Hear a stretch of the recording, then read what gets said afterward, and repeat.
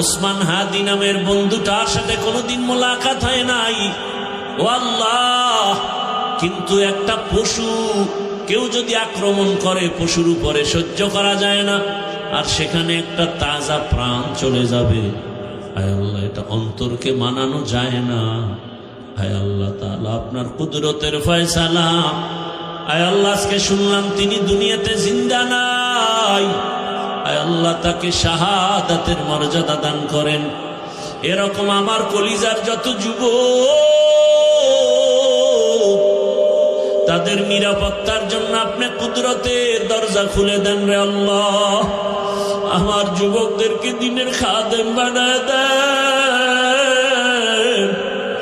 আয় আল্লাহ, প্রত্যেকটা যুবকের দেশের জন্য আপনি ঢাল বানায় দেন। আয় আল্লাহ, কত যুবকের কথা শুনলে কলিজাটা ঠান্ডা হয়ে যায়।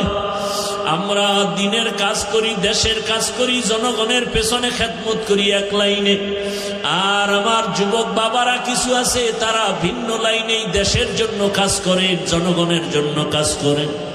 আয় আল্লাহ, দেশের দরদি, জনগণের দরদি, দ্বীনের দরদি যারা, কুদরতে তারা তাদের হেফাজত করেন। আপনি